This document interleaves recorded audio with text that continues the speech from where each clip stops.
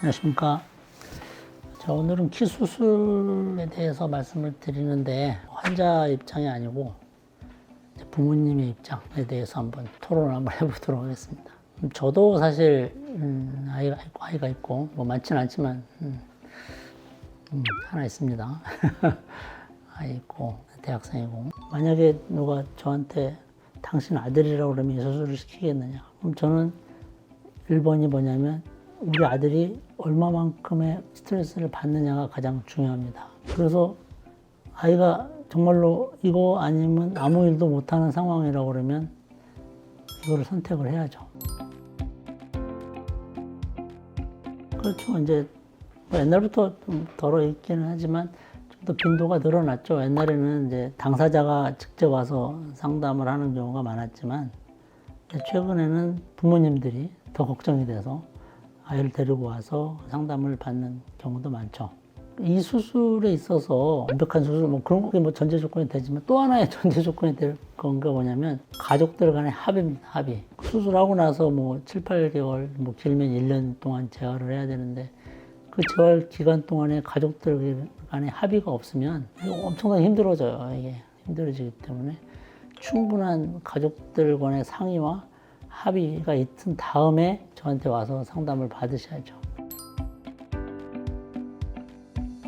키에 대한, 그러면 이제 조금 더 근본적인 문제를 얘기를 해야 되는데, 과연 키는 어떻게 형성이 될까?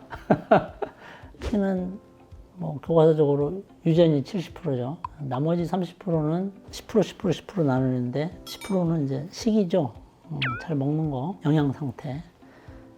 두 번째는 이제 호르몬, 성장 호르몬이죠. 일찍 자고 일찍 일어나는 거. 그 다음에 나머지 10%가 이제 자세죠. 요즘 이제 스마트폰 때문에 자세가 자꾸 틀어지는데, 엄마 아빠도 키도 크고 잘 먹고 잘 자고, 그리고 자세도 애가 운동도 열심히 하고, 그럼 뭐 걱정할 게 하나도 없겠죠.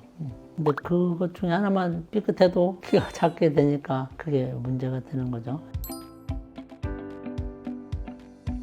성조숙증이라고 그러죠. 요즘 아이들은 이제 사춘기라는 표현을 쓰는데, 엄마 아버지가 이제 애가 사춘기가 왔어요, 아직 안 왔어요. 제가 이제 중고등학생 애들 보면 그런 걸 잘 물어보는데, 여학생은 사춘기가 이제 뭐 확실하니까. 근데 남자애들은 잘 애매할 때가 있죠. 근데 성조숙증이라고 그래서 사춘기가 너무 빨리 오는 아이들은 성장이 안 되죠. 그래서 성조숙증을 진단을 받으면 사춘기를 늦추는 약을 먹기도 하고. 그런데 그거야말로 이제 부모의 관심이 좀 많이 중요한 거죠. 성조숙증은 잘 관심 없으면 잘 모르고 지나가 버리니까. 그러니까 이거가 치료하는 그 개념이 뭐냐면, 보통 이제 중학생 때 이제 사춘기가 오는데, 사춘기가 오기 전까지는 1년에 한 4, 5cm 커요, 키가. 근데 사춘기가 오면 2, 3년 동안 한 20cm 크죠. 근데 사춘기가 빨리 오면 1년에 4, 5cm 크는 거를 못 크는 거예요. 그런 개념이거든요. 그러니까 제때 와야죠. 그래서 그런 성조숙증을 빨리 진단하고 거기에 대한 치료를 하는 게 또 굉장히 중요하죠. 성조숙증을 진단을 하려면 성장 호르몬 검사를 해야 되고, 근데 그것도 아닌데 아이가 키가 작아요. 작으면 요즘 유행을 하는 게 이제 성장 호르몬 치료죠. 뭐 해볼 수는 있어요. 성장 호르몬 치료가 명점이 그거예요. 아이에 대한 그런 주사 맞는 스트레스, 그리고 가끔 뭐 성장 호르몬을 많이 맞으면 소아 당뇨도 생긴다, 그런 얘기도 있고, 만약에 성장 호르몬을 맞았는데 키가 이제 크는데 이게 성장 호르몬 효과인지 원래 얘가 키가 크는 건지 알 수가 없어요. 그런 거를 확실하게 알 수가 없기 때문에 그 참 어떻게 보면 밑자 본전 그런 개념으로 이제 하는 거죠. 그런데도 불구하고 엄청나게 많은 부모님들이 주사를 맞추고 있죠. 그 합의가 안 된 상태에서 하면 이제 나중에 또 힘들면 불만을 표출하죠, 엄마한테, 부모한테. 그러니까 합의가 중요해요. 어떻게 보면 이분은 키 수술을 시키는 부모님의 욕심일 수도 있을 것 같아요. 그렇죠. 이제 그렇긴 한데, 그래서 합의가 굉장히 중요하고, 합의가 되기 전에는 이거는 저는 하면 안 된다고 봐요. 가끔 부모 몰래 와가지고 방 얻어가지고 혼자 막 고군분투해서 수술하고 근데 고생을 정말 많이 하죠. 혼자 하다 보니까 소프트 없이 그런 거는 별로 바람직하지 않은 것 같아요.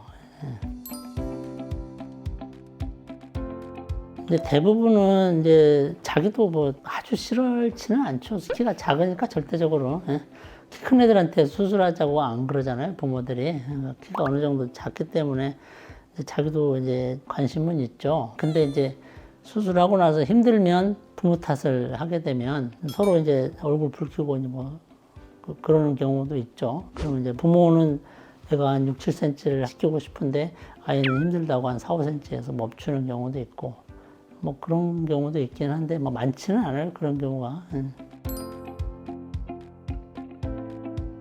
그거는 인류학자들이 연구할 문제인데 그러니까 그런 거는 이제 인간의 DNA가 1번이라고 저는 생각을 해요. 옛날에 학교 다닐 때 우성 열성 배웠잖아요. 자꾸 우성으로 가죠. 좋은 쪽으로.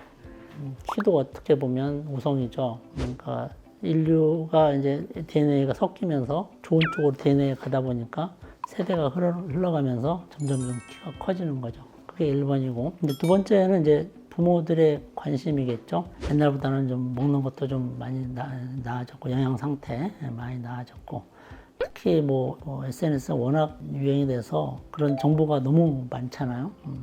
키에 대한 정보도 많고, 그러면서 평균 키도 조금은 늘겠죠. 그런 영향이 있는 것 같아요. 근데 아이들한테 이제 해줄 말이 사실 그것도 다 성인이고 얼마 해줄 말이 그렇게 많지는 않아요. 이거를 잊고 머릿속에서 지워야 되는데 이미 여기는 머릿속에 이제 각인이 돼 있어가지고 그 수술을 안 하도록 유도를 할 말이 그렇게 많지는 않은 것 같아요.